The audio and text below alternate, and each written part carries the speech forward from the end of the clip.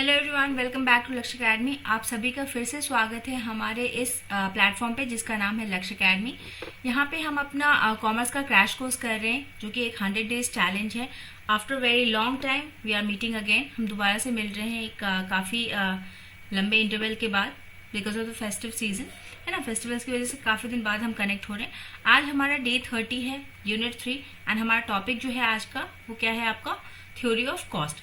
देखिए, अभी आपका जो दिसंबर का जो एग्जाम है वो थोड़ा डिलेड है, अभी तक नोटिफिकेशंस ही नहीं आई हैं, तो इसके लिए घबराएंगे नहीं। इट्स अ पॉजिटिव थिंग, है ना। पॉजिटिव थिंग है हमारे लिए कि हमको थोड़ा सा और टाइम मिल गया है प्रिपरेशंस करने के लिए, है ना। आप और ज्यादा स्ट्रेंथन कर सकते हैं अपने प्रिपरेशंस को। तो चलिए इसी पॉजिटिव बात के साथ क्लास को कंटिन्यू करेंगे। क्लास कंटिन्यू करने से पहले एक छोटी सी इन्फॉर्मेशन कि जो भी स्टूडेंट फर्स्ट टाइम आए हैं ना इस चैनल पे, वो लक्ष्य अकेडमी की टीम के साथ कनेक्ट हो जाएंगे, okay, through the link given in your description box. वहां पे जाके आप हमसे कनेक्ट हो जाएंगे सो दैट क्लास की PDFs, mock test and class की नोटिफिकेशन ये सारी आपको टाइमली मिलती रहे। साथ ही साथ एक और बात कि अगर किसी को डिटेल्ड क्लासेस करनी है ना, मतलब पूरा कॉन्सेप्ट समझना है, पूरा सब्जेक्ट को थॉरली स्टडी करना है आपको फॉर नेट जेआरएफ, तो आप हमारा कॉमर्स का कॉम्प्रिहेंसिव बैच ले सकते हैं जिसमें आपको detail classes, mock test, live and recorded classes PDF form में आपको नोट्स मिल जाएंगे एंड योर डाउट सेशंस, ये सारी चीजें आपको मिलने वाली हैं। डिस्काउंट है अभी 22% का, नोटिफिकेशंस नहीं आए हैं, अभी थोड़े दिन तक रहेगा, और कोड है आपका PO22 इस डिस्काउंट को अवेल करने के लिए। चलिए क्लास स्टार्ट करते हैं। देखिए, इससे प्रीवियस क्लास में हमने क्या देखा था, हमारा laws of production, okay. Laws of production हमने देख लिया है। लॉज ऑफ प्रोडक्शन में एक चीज ये रह गई है, आपकी इंपॉर्टेंट कॉन्सेप्ट है Cobb Douglas production function, okay. ये क्या है आपका, it's a relationship between the amount of output produce and input use, मतलब कितना इनपुट करके हम कितना अमाउंट ऑफ आउटपुट प्रोड्यूस कर रहे हैं ना। जैसे फॉर एग्जाम्पल आपका मान लीजिए कि अगर आप 4 घंटे स्टडी कर रहे हैं, है ना, तो एक 4 घंटे क्या है कि आप बुक लेके बैठे हुए हैं, इधर उधर की बातें सोच रहे, कॉन्सेंट्रेट होकर पढ़ाई नहीं कर रहे, तो आपका आउटपुट उस तरीके से नहीं आएगा, है ना। आप उतनी ज्यादा चीजें नहीं सीख पाएंगे बस। बट क्या है, इसी इनपुट क्या है यहाँ पे, हमारा टाइम, यही टाइम यूज करके आप कितना प्रोड्यूस कर सकते हैं, मतलब कितनी नई चीजें सीख सकते हैं, तो कितना इनपुट लगा के हम कितना प्रोड्यूस कर सकते हैं।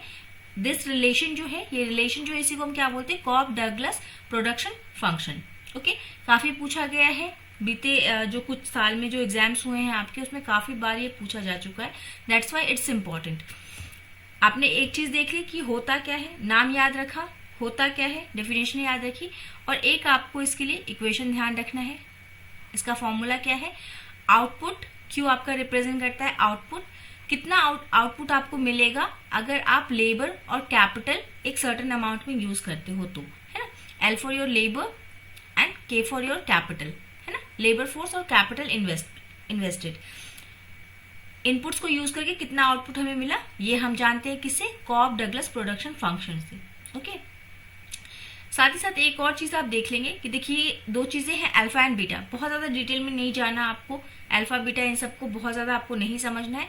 वैसे अल्फा का मतलब है elasticity of labour and elasticity of capital, बस इतना आपको। देखिए ये 3 रिलेशन याद रखने हैं कि अगर alpha plus beta is equal to 1 आता है तो मतलब कांस्टेंट रिटर्न्स टू स्केल आपको मिलेगा, है ना।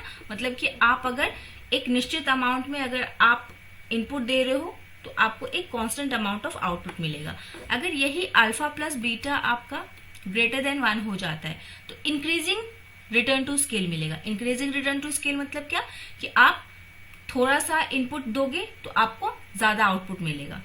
तीसरा कंडीशन हो सकता है कि it can be less than 1। अगर ये लेस देन 1 हो गया तो आपको क्या मिलेगा, डिक्रीजिंग रिटर्न्स टू स्केल मिलेगा, ओके। मतलब आप कितना भी इनपुट डालो आपको उतना डिजायर्ड आउटपुट नहीं मिलेगा। तो ये 3 कंडीशंस याद रखेंगे, फंक्शन याद रखेंगे, डेफिनेशन याद रखेंगे कॉब डगलस का, ठीक है। दैट्स इट, इतना ही जानना है, इससे ज्यादा नहीं जानना आपको। चलिए अब आते हैं आज के हमारे टॉपिक पे। हमारा टॉपिक क्या है, थ्योरी ऑफ कॉस्ट। तो थ्योरी ऑफ कॉस्ट क्या है हमारा, 2 तरीके से हम थ्योरी ऑफ कॉस्ट को देखते हैं। एक तो शॉर्ट रन में, है ना, हमारा कॉस्ट कैसे काम करता है किसी भी, अब हम जब प्रोडक्शन करेंगे देखिए हमने सबसे पहले क्या किया था कि मार्केट में हमने एक तो हमने देखा कि बिजनेस इकोनॉमिक्स होता क्या है, फिर वहां पे हमने देखा कि बिजनेस इकोनॉमिक्स का सबसे बेस क्या है, बिना डिमांड के कोई बिजनेस नहीं है ना। तो हमने उसके बाद क्या है कि देखा डिमांड के एनालिसिस की, फिर देखा कि उसके पीछे कंज्यूमर की यूटिलिटी क्या है ना। यूटिलिटी क्या है, क्योंकि यूटिलिटी से ही डिमांड जनरेट होती है। यूटिलिटी के बाद हमने क्या देखा, हम चले गए अब प्रोडक्शन करने के बाद, हमने डिमांड देख लिया, यूटिलिटी देख ली, सारी चीजें देख ली, अब हम प्रोडक्शन करते हैं।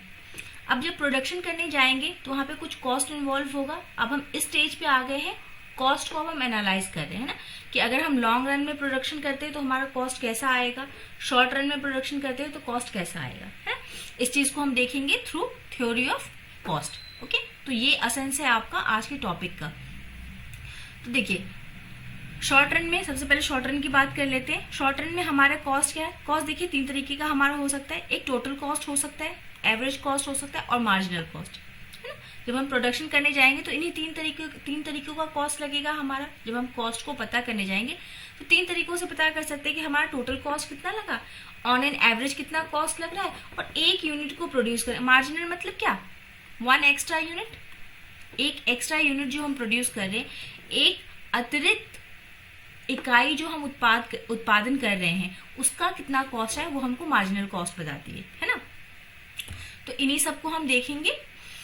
अब देखिए फिक्स्ड कॉस्ट क्या होता है हमारा, वेरिएबल कॉस्ट क्या होता है, एवरेज, ये सारा हम एक शॉर्ट में देख लेते हैं यहाँ पे। ओके, देखिए टोटल कॉस्ट क्या है आपका। टोटल कॉस्ट में क्या 2 चीजें आ जाएंगी आपका, एक तो आपका फिक्स्ड कॉस्ट आ जाता है प्लस वेरिएबल कॉस्ट आ जाता है ना। देखिए फिक्स्ड कॉस्ट क्या है, ऐसी लागत जो लगनी ही लगनी है ना। जैसे कि फॉर एग्जाम्पल रेंट, ये हम बहुत बार ये चीजें डिस्कस कर चुके हैं कि फिक्स्ड कॉस्ट क्या होता है, वेरिएबल। फिर से एक बार छोटा सा रिकैप कि फिक्स्ड कॉस्ट क्या है हमारा, कि ऐसा कॉस्ट जो लगना ही लगना है, चाहे आप उत्पादन करें या ना करें। फॉर एग्जाम्पल हमने देखा रेंट, है ना। अगर आपने कोई फैक्ट्री ली है रेंट पे, कोई आपने छोटा सा ऑफिस ही लिया है, तो वहां पे आप कोई उत्पादन करें या ना करें, जो फैक्ट्री है उसमें एक भी यूनिट बने ना बने, आपको रेंट अगर देना है किसी चीज का तो देना ही है। तो this is your fixed cost. Variable cost क्या है, एग्जाम्पल ले लेते हैं मटेरियल का कॉस्ट, है ना। मटेरियल तो आप तभी लाओगे जब आप प्रोडक्शन करोगे, है ना। तो ये क्या है, वेरिएबल है। जितना हमको प्रोडक्शन करना है उतना हमारा मटेरियल लगेगा और उतना उस मटेरियल को लाने में कॉस्ट लगेगा। तो ये वेरिएबल कॉस्ट कैसे है, आपका उत्पाद के साथ इंक्रीज होता है ना। टोटल कॉस्ट में ये 2 चीजें आ जाएंगी, एक फिक्स्ड कॉस्ट और एक वेरिएबल कॉस्ट।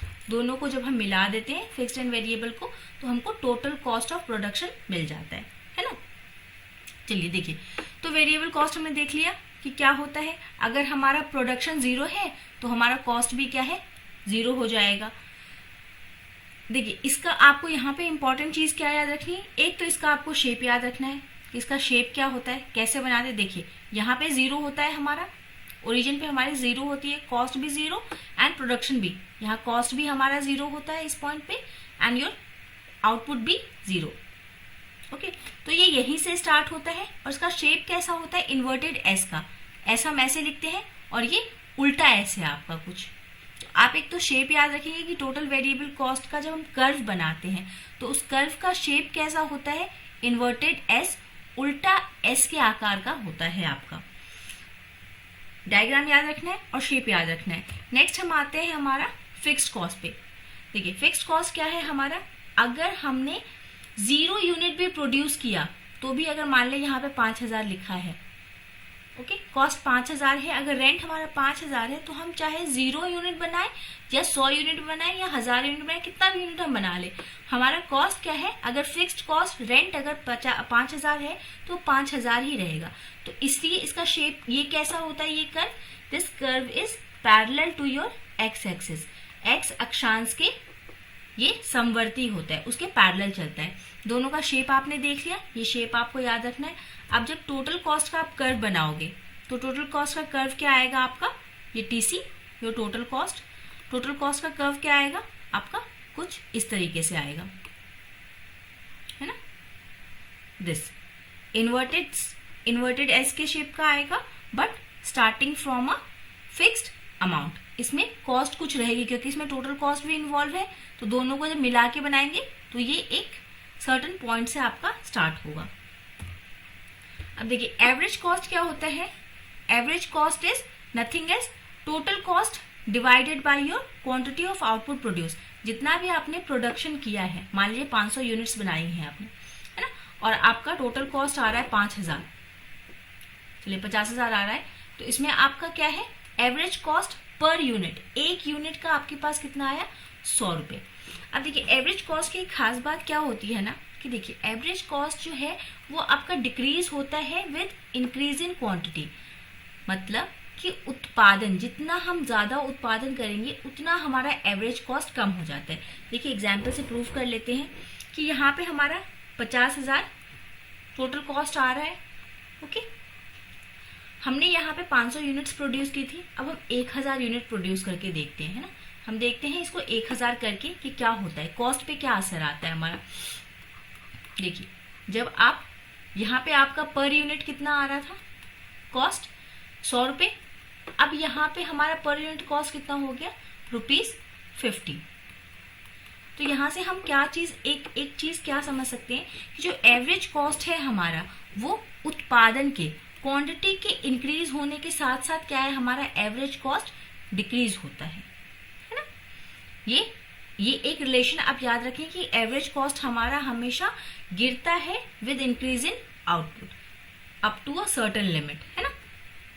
चलिए अब देखिए इसमें एवरेज कॉस्ट में भी क्या है आपका, एवरेज कॉस्ट में भी एवरेज फिक्स्ड कॉस्ट होगा एक, एंड एवरेज वेरिएबल कॉस्ट होगा। ओके, तो फिक्स्ड कॉस्ट का आपका कर्व कैसे बनता है, कुछ इस तरीके का, जैसे हमारे आईसीज वगैरह बनते थे वैसा कुछ बनेगा आपका। एंड वेरिएबल कॉस्ट कैसा बनेगा आपका, यू शेप्ड का बनेगा। ये फिगर्स आपको यहाँ पे जरूर से याद रखें, क्योंकि फिगर्स से भी डायरेक्ट क्वेश्चन पूछा जाता है, तो आप फिगर्स भी याद रखेंगे, मीनिंग के साथ साथ फिगर्स भी आपको याद रखनी है। नेक्स्ट हमारा आता है मार्जिनल कॉस्ट। मार्जिनल कॉस्ट क्या है, हम पहले ही बता चुके हैं कि एक extra unit and additional unit of output produced, एक एक्स्ट्रा यूनिट बनाने में हमारा कितना कॉस्ट आ रहा है, ये हमको कौन बताता है, मार्जिनल कॉस्ट। टोटल कॉस्ट में कितनी बढ़ोतरी हुई जब हमने एक एक्स्ट्रा यूनिट ऑफ आउटपुट बनाया है, तो वो हमको कौन बता देता है, मार्जिनल कॉस्ट आपका। सेम वही चीज करनी है कि आपको इसके कर्व का ध्यान रखना है कि इसका कर्व कैसा होता है आपका। तो आपका एमसी कैसा होता है, मार्जिनल कॉस्ट का शेप कुछ इस तरीके से होता है।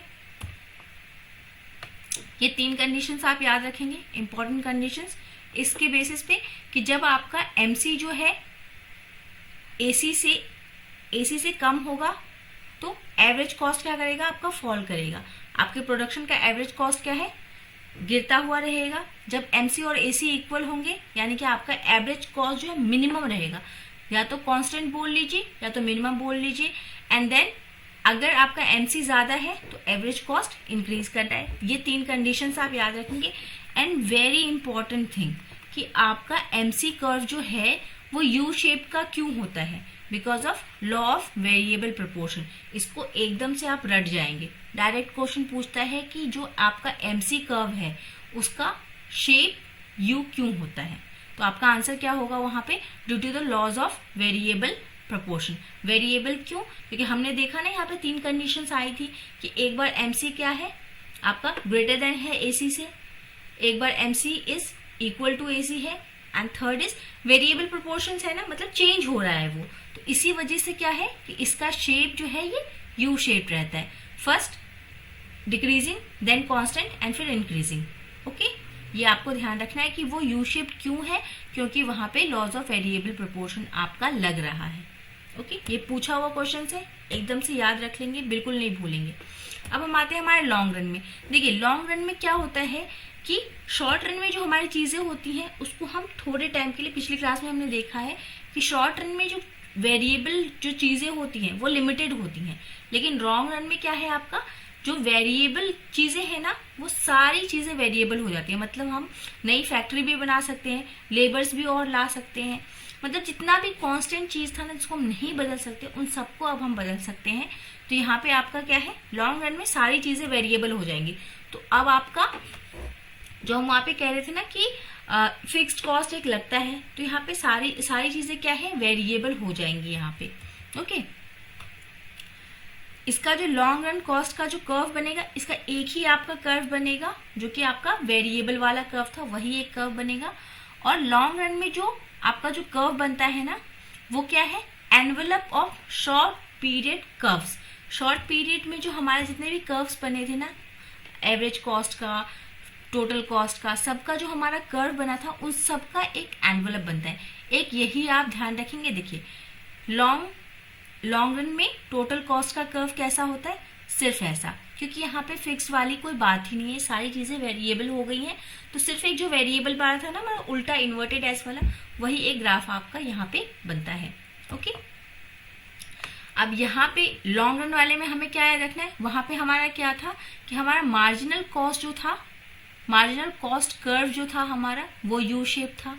और लॉन्ग रन में हमारा कौन सा कर्व यू शेप बन जाता है, long run average total cost curve जो होता है, वो हमारा क्या कैसा हो जाता है, आपका यू शेप का होता है। यहाँ पे मैं लिख दे रही हूँ आपको, शॉर्ट रन में मार्जिनल कॉस्ट कर्व जो है वो यू शेप रहता है, एंड लॉन्ग रन में आपका क्या है, एवरेज कॉस्ट का कर्व जो है वो यू शेप्ड रहता है। ठीक है, दोनों में डिफरेंस आपने देख लिया कि एक जगह हमारा मार्जिनल कॉस्ट हमारा यू शेप बनता है, और लॉन्ग रन में क्या है, एवरेज कॉस्ट कर्व जो है हमारा वो यू शेप बनता है। क्यों बनता है, सेम रीजन कि लॉज ऑफ वेरिएबल प्रोपोर्शन यहाँ पे लग जाता है हमारा। फर्स्ट डिक्रीज करेगा, देन कांस्टेंट होगा, और फिर से इंक्रीज करना स्टार्ट हो जाएगा। ओके, ये कांस्टेंट फेज एंड ये आपका इंक्रीजिंग फेज। ओके, ये आप याद रखेंगे। आज की क्लास के लिए इतना ही। इसमें आपको बस इतना ही जानना है, दो चीजें आप ध्यान रखेंगे कि एक शॉर्ट रन में कॉस्ट लगता है, एक लॉन्ग रन में कॉस्ट लगता है। शॉर्ट रन में आपको सबसे मेन इंपॉर्टेंट चीज क्या याद रखनी है, कर्व्स याद रखनी है ना। जो वक्र हैं वो तीनों वक्र आपको याद रखने हैं, एवरेज कॉस्ट का, टोटल कॉस्ट का एंड मार्जिनल कॉस्ट का आपको याद रखना है। फिर आपको एक शॉर्ट रन में क्या याद रखना है, जो आपका एमसी कर्व होता है वो आपका यू शेप्ड होता है। लॉन्ग रन में क्या याद रखेंगे, लॉन्ग रन में सारी चीजें वेरिएबल हो जाती हैं, तो सिर्फ एक वेरिएबल वाला कर्व आपका बनता है। और यहाँ पे क्या है, एवरेज कॉस्ट का कर्व जो है वो यू शेप बनता है।